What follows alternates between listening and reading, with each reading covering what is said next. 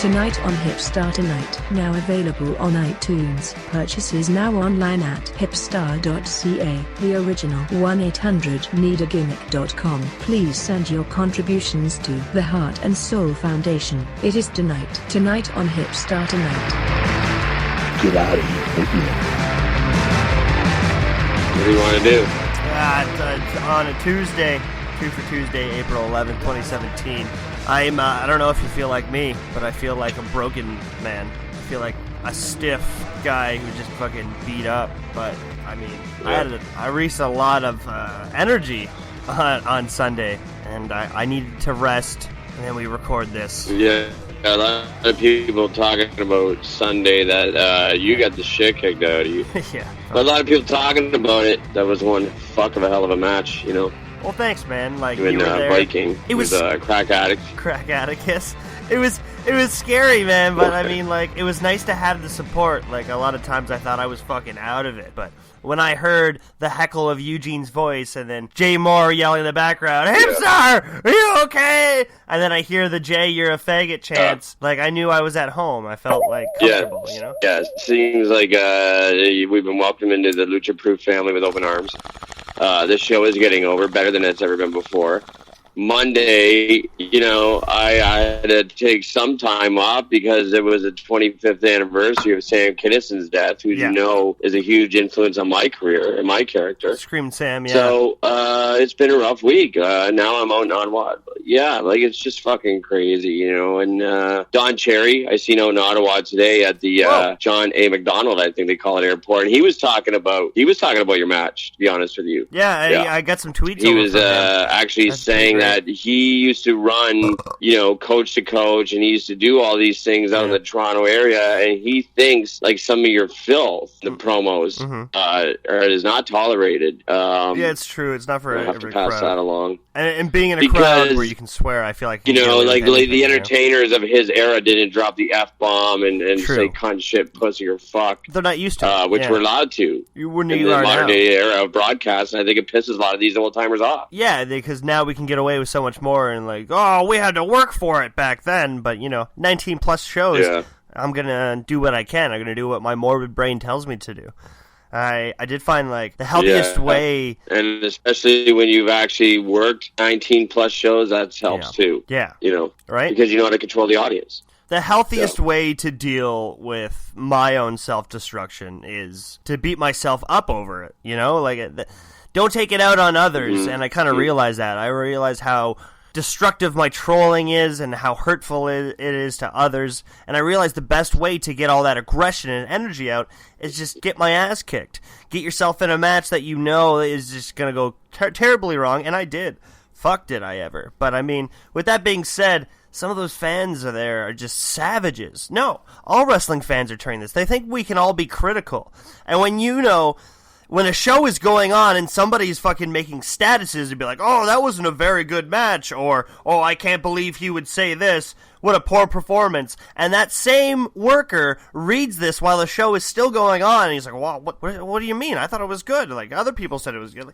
It's so ridiculous. You guys need to stop. You gotta calm down. No other sports fans are like this, and this is just very heated situation. It's a very kayfabe locker room. Well, I don't like talking about that locker room on air because I feel like I'm starting to get comfortable with the locker room. I still feel that a lot of heat in the locker room is because of you, and a lot of people won't talk to me anymore because of doing this podcast with you. Like my ex-wife, you know. I'm also starting to feel like the crowd is getting drunker and drunker on a Sunday night. Yeah. They're calling me a faggot of all things.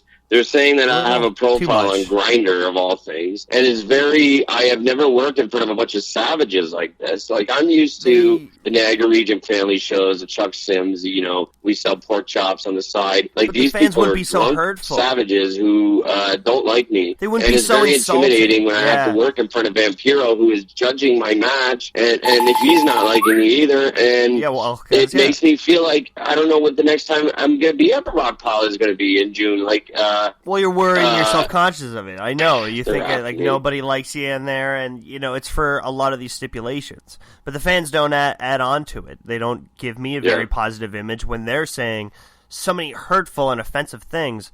Obviously, they're just not really attentive to the world they're living in. Like, you can't say that shit anymore. And it's hurtful to me, but I mean, it's because I'm very expressive of the person I am. And they couldn't relate to it. And, you know, when material doesn't fly, it's because people don't understand. So in this case, when you drink more, they just fucking yell. I have him bring my date to the rock pile. Yeah.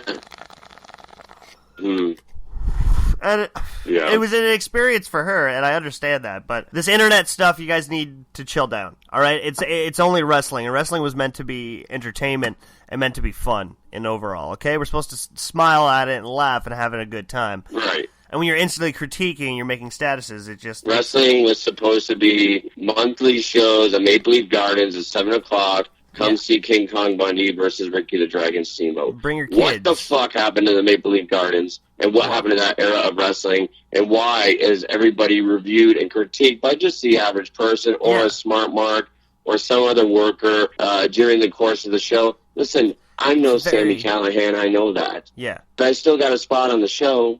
I'm still setting things up for the next portion of the show. Yeah, man. I mean, we were semi-main event, for fuck's sakes. Yeah. Semi-main event. That's why I think they were a little more cutthroat, you know? I can guarantee you one other thing, that there was nobody else on that card that worked semi-main event that night, so thank you very much. The Viscera spot. And it's but wrestling's turned into this cutthroat thing, because we all realize now that each opportunity's getting slim chance, so we'll take it as soon as it comes to us. We were talking about that last week, where it's like, we'll praise our buddies, but if that spot comes to me, you know, I'm jumping after it. And now promotions are getting like that in this area, and running on the same day is one thing. But when you're running in the same city on the same day, I think we need to come to a point where we need to have more communication. No, I'm not saying a union, but what if there was, like, say, a bookface group with all the promoters in it, and we could talk about these days. In the same city, all right, in a big city like here, when two promotions run on the same day. No, that would never happen. But, like, when you're doing that, though, and you stack your cards with all this competition, right? You're leaving such little chance and a little choice for all the fans. And when they're far away and they can't drive to Toronto and all they have is Niagara, then you're letting these shitty NWXs get away. He cares about that anymore. That's the old way of thinking. Now stop everything. Okay. It's a very old way of thinking. People run whatever the fuck they want. In fact, I seen another poster for another promotion in the same venue that I worked on Sunday for somebody else, on top of the other fucking promotion. So the thing is, the wrestlers have overpopulated the fans now, and everybody needs a place to work. So the fans have become distinct by having to choose which events to go to. Yeah. And if you want to see Lucha Libre, Smash Mouth Wrestling, you got to go to the Rock Pile. And if you want to see a rock-style concert show, you go to the Phoenix. I think it leaves everything open for everybody. Yeah, I mean, it leaves choice. You can't see Braxton Sutter and like, Ali over at the Rock Pile. They're not going to go to a fucking show like that. They're going to be at the Phoenix, you know, a top draw cell in a fucking Rockstar Club with Tyson Dukes, while we're sitting there fucking throwing beer bottles at each other and pissing all over the place at the Lucha Proof show. So what? You're telling that we can't have alternative choices what's the big, for the fans? Yeah, wrestling. Is that what you're saying? We always dedicate everything for the fans, right? That's the wrestling rule, for the fans. And now we've made it for the workers. 101, right? Real American. And again, like, when you're just a fan searching for a show on a Sunday, but you're from Niagara, you can't drive up to Toronto, now you, like, it's slim pickings. Like, now it's I gotta go to NWX and see 15-year-old kids in high spots tights that they bought for more than they're making per week. I just don't agree to it. And I'm just saying, there's a market for that too. I don't want wars in my Toronto. There's a market for somebody that can set up a fucking at a goddamn industrial mall, a school, and he can have shows too. Of course he can. What I'm still saying is, Jay, talk to LaPlante. Get the Niagara Wars back. We don't need this shit here. We don't need, like, the same-day bookings. We need them back in Niagara. Run those guys out, because there's some guys that are just doing it sillily. And here, where it's raw, professional deal. It's prime time. But over there, that's when the little small fish need to eat each other So then the sharks here over in the city can just come fucking eat up the entire region. So get in there. Bring the Niagara Wars back. Hashtag bring the Niagara Wars back. I mean, this is something I'm sticking to. The greatest thing in the world was, it started last year. Frank Thorne eliminated posters. Like, we don't rip posters down anymore because $1,000, and he'll put pictures up on there, so you can't rip a fraction of the audience. Yeah.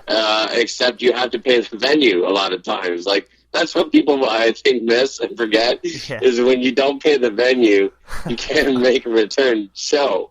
You can't get a return date. Yeah. So you end up searching over, through the town for other venues, but you've already gone through the community of venues that they all know that you're blackballed from getting another venue. And then you end up running an industrial mall to run shows out of. Yeah. So I think that's where the basis of the Niagara Wars have become. Yeah. From the billboards. Where can we run next? A lot of overpriced. Yeah. I don't know. They run them all the best out. thing to do is sometimes you don't even 91.7. Sometimes you don't even pay the venue, and you just leave a big mound of dirt in the middle, and you just say, fuck you, and you take off. So sometimes you do that, or sometimes you have the same venue, and you just, if they overprice. When you're buried, what I'm trying to say, Hipstar, is when you're buried in your own casket match inside the venue, it's kind of hard to clean everything up when you've actually, the storyline is that you died. So, that Frankie and Jesse Bieber aren't going to do it. No. Going to hightail it out of there and go to fucking Dairy Queen. Ruin kayfabe, but now they'll all know that he's my dad. I don't know if I can do it like this. Cause my body ain't what it used to be. And neither is my mind. And I can't admit to it cause I'm the same all the time. My mentality on wrestling will never change. They'll put on my grave that my training was always lock up, taking on dragon, block a thing, and then we'll leg sweep each. Then we'll do a standoff. I do that spot every time I do every match, and I'm all the same. I'm just lazy and sitting on my ass. But it's not improving my health. I'm just a fucking old man. And I can't understand why it's not my time anymore. Absolutely, 100% beautiful. Infamous Jay Moore at hotmail.com. This one coming in. Hey, guys, when is Jim Conley going to retire from the business? Was that him under the mask at Lucha Proof? Or is it just another guy? Is he dead yet? What's going on? Well, yeah. That one coming in from Paul Ciccone again. Yeah, Paul Ciccone always writes in with the most heated messages. Like, he is really angry because I think Ciccone's a ref too.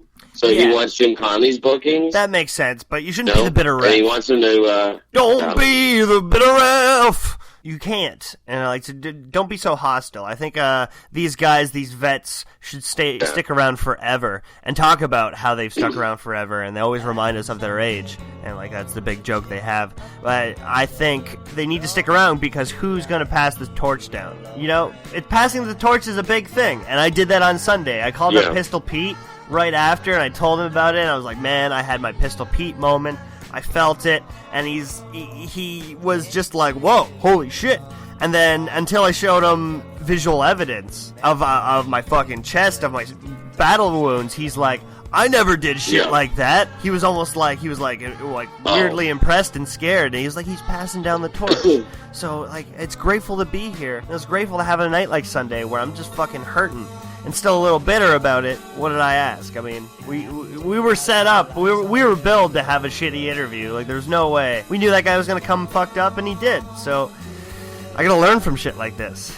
Jay, you were spot on, but you were miserable about it too. So maybe next time be happy when you're at shows. Not be so self-conscious about people hating you. And it's a beautiful night tonight on Hipstar Tonight.